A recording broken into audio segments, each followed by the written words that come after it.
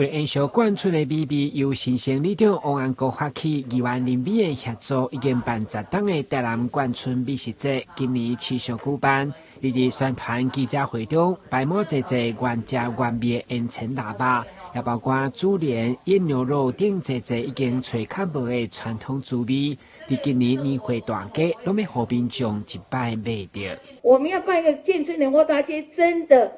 要找了好多的地方，大家看看美苑前面这些，真的非常的多了哈。所以我们期待很久的哈，就是从1月21到25了哈。那这个过程中，我们非常感谢我们新生里的里长，还有我们金冠常务理事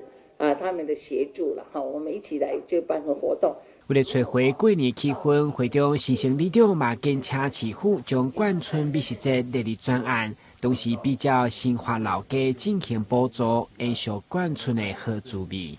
眷村的美食的活动希望市政府也能够重视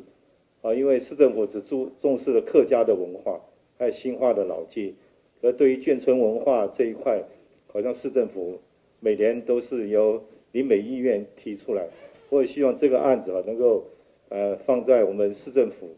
整个观光局能够把这个案子能够列入我们眷村美食也好，眷村文化文物也好，也能够做一个专案，能够帮我们眷村的也有一个立足点。今年拄着疫情，为了防疫，让大家安心购买，所以嘛提醒一定要挂催安，全面禁止试食。同时，主办单位嘛邀请公益团体来义卖做爱心，邀请大家1月21号到25号来到台南市立棒球场边仔步道，先来感受年节的气氛。台南新闻，阮志林跟采访报道。